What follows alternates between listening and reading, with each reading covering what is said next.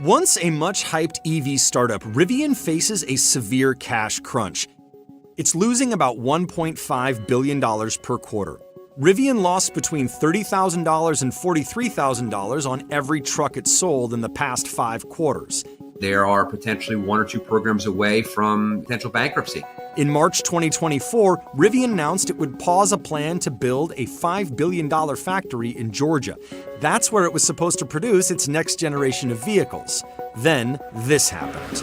Rivian announcing, along with Volkswagen, that Volkswagen will be investing $5 billion in Rivian. The joint venture, which the two companies could establish as early as fall 2024, could be Rivian's saving grace. But it's a lot more than that. It's revolutionary for VW. I think that this deal ended up being really consequential for Volkswagen, but I think maybe even for the industry as a whole.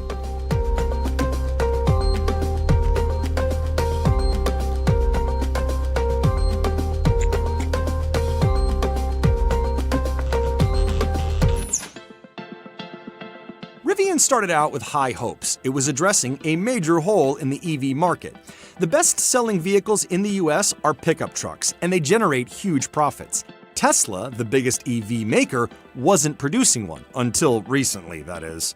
Rivian, I mean, say what you will about them financially, but it is a great brand, and they make beautiful products. It's actually the same designer that designed the Jeep kind of renaissance that happened in the past couple of decades, that went over to Rivian and made just a beautiful piece of art.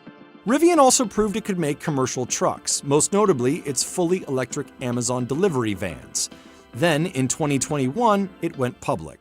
How much excitement there is around Rivian. We haven't seen this in a long time. Rivian set to IPO this week at a valuation that could be as high as $65 billion. When I've talked with executives in the auto industry, all of them say the same thing. This is the IPO to watch. When Rivian IPO'd, it was met with a lot of fanfare. And that was right after the pandemic, when there was a lot of money chasing a lot of IPOs. But things haven't turned out as planned. Shares have plummeted. Market cap shrank from $150 billion to about $16 billion by September 2024.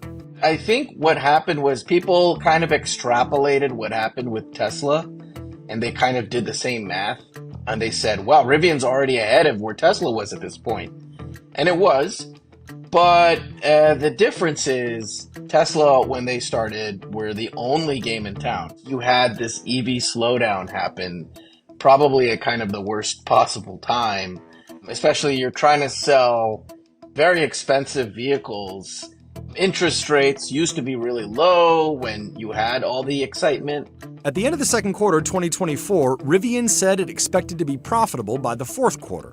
It still expects to lose $2.7 billion in adjusted earnings this year. When they went public a couple of years ago, they had, I think, almost $19 billion in cash, and they've burned through probably about 75% of that at this point, which is just not great because they've been spending a lot of money on both on R&D, on new products, as well as the money they started spending on building a second factory.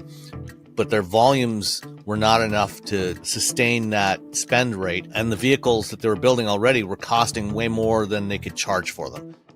That's where the VW deal comes in handy. Apart from the much-needed cash, Rivian also gets the benefit of partnering with an established automaker. Rivian is a drop in the bucket, right? Like if their wildest dreams come true, they're going to be selling 200,000+ units out of that factory in Illinois. They are way down on the totem pole in terms of getting favorable pricing from all of these different individual suppliers. Volkswagen sells about 9 million vehicles around the world per year.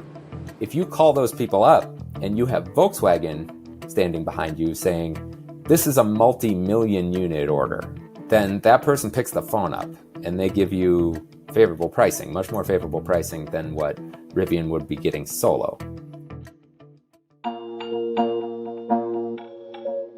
So if Volkswagen offers Rivian cash and bargaining clout, what is Rivian's offer?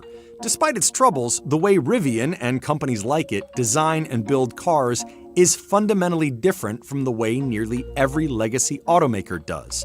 It comes down to 3 words: software-defined vehicle. Volkswagen trying to really get into the software-defined vehicle space, having a very difficult time doing it. Basically, as the name suggests, it is one that is more or less controlled through software, and this is key, software that can be updated throughout the life of the vehicle. Tesla pioneered this. It can diagnose problems on its cars, fix them, and even add new features, all remotely without having to touch the car. Famously, in 2018, the Tesla Model 3 received a low rating from Consumer Reports because it took an extremely long time to bring the vehicle to a complete stop. That's a serious safety concern. The company fixed the problem with a remote update and secured the group's recommendation. Auto industry analysts, including Consumer Reports' testing director, had never seen anything like that before. To that end, to compete in this new world, VW founded a software subsidiary in 2020 known as Cariad.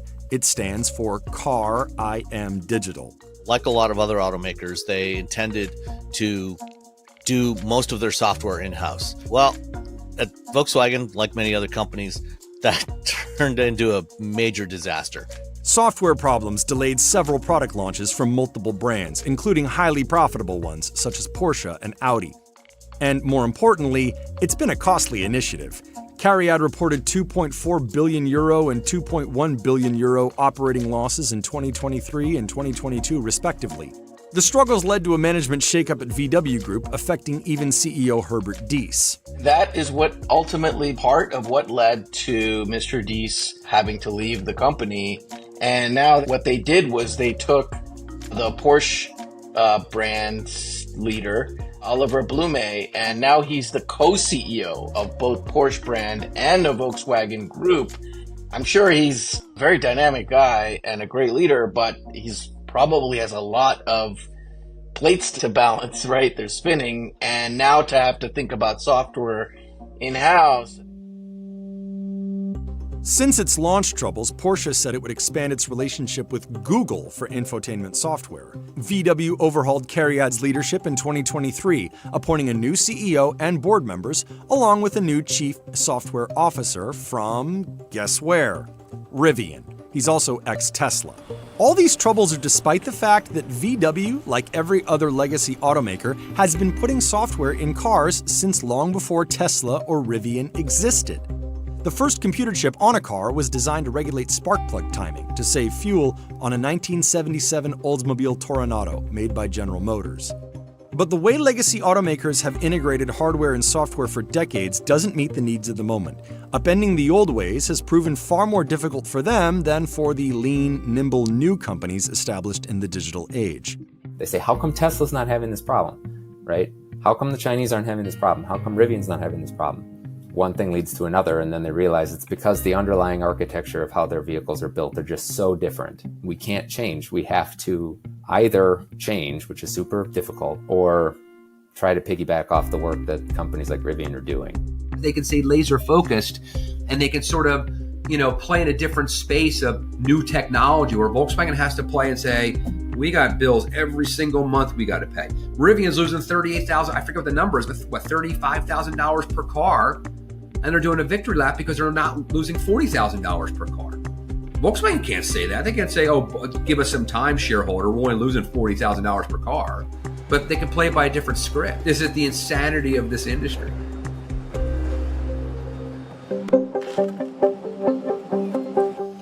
The automakers we know, VW, Ford, GM, Toyota, BMW, Hyundai, and even Tesla, rely on suppliers to provide them with parts.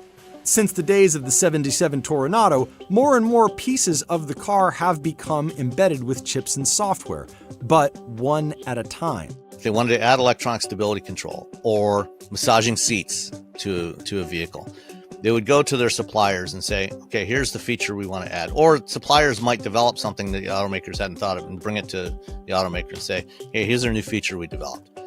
And so then the automakers will take a look at that and say, okay, we're going to buy this feature. So the automaker gets a set of components, sensors, actuators, and what is basically a little computer called an electronic control unit, or ECU. The automaker just fits that into its vehicle. But the software on that computer is isolated to that one little device. It is written by the supplier, it isn't connected to the internet, and it doesn't talk to any of the other systems on the vehicle. Now picture there are somewhere between 70 and 100 of these ECUs in a single car. All of them have their own software, their own requirements. Automating a simple task like engaging a driver's profile with their preferred seat, climate, and entertainment settings could involve dozens of different ECUs. From the very beginning of Rivian, we said we need to own the electronics in the vehicle. That allows us to own the way we think about the network architecture. And that importantly allows us to own not just the software stack, but allows us to own how the hardware within the vehicle evolves. You don't have dozens and dozens of black boxes with static code written by somebody else. Instead, you have one centralized platform that houses all of the code that you yourself wrote. And the only way you can do that is if you are the one dictating what the underlying hardware looks like. Instead of 70 to 100 different computers throughout the vehicle, Rivian's first-generation vehicles had just 17. In their second generation, they reduced that number to 7. That wouldn't have been possible in the time that we did it if we had to coordinate across 50, 60 different ECUs across a variety of Tier 1 suppliers. Rivian, like Tesla and basically every smartphone maker, is able to tweak software and hardware independently by making use of a layer called middleware. It can send updates to the vehicle software without changing out all the hardware or vice versa. That middleware layer is essential to a software-defined vehicle. And that's where everybody's having a lot of challenges. Rivian has added more than 500 features through over 30 over-the-air updates in the previous 2.5 years. Even more importantly, what this deal does is it validates that new philosophy regarding what it is an automaker needs to have control of in-house. So it's a really consequential agreement. So Volkswagen gets access to software and Rivian gets needed cash and a far larger stable partner. Because its software and hardware will be going into Volkswagen vehicles, Rivian now also has access to a far larger potential pool of vehicles from which it can collect data. Rivian's success in software, hardware, and network architecture do beg some in the industry to wonder, why bother making cars at all? It is very difficult to make a car. You're heavily scrutinized. You have a product that has a liability side of it because it's moving people at high speeds. You have this idea of organizing supply bases and you're trying to get all material costs and everything going down logistically. If you're on the software side, you get to do that and you can be brand agnostic. You don't have to sell it to be on your product. You can sell it to many manufacturers out there. After all, Rivian's current financial challenges mostly result from the capital expenditures needed to bring vehicles to market. To add to that, Volkswagen also plans to resurrect the old American Scout brand as a line of all-electric SUVs. For all its success with highly profitable and prestigious brands, Audi, Porsche, Lamborghini, Bentley, Volkswagen has never been able to sustain a presence in the US truck and large SUV markets. These vehicles would be direct competitors to the models Rivian currently sells. And I got no proof on this one, but the idea here is one of the strategies could be, does Volkswagen want to buy up Rivian and becomes a subset of Volkswagen? Does Rivian want to be in the car making business at all in the future? I think what's happening is Volkswagen is looking at the Rivian equity investment as a hedge, in case a Scout endeavor is not successful. One of the toughest market perhaps in the world to try to penetrate and compete in is the US. And I think Volkswagen has tried doing this in the past. We've seen Japanese brands try to do trucks in the US.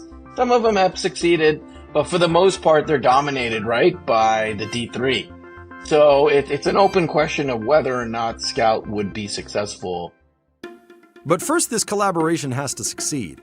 I don't know if this approach will ultimately work, right? There is a long list of failed automotive partnerships between OEMs.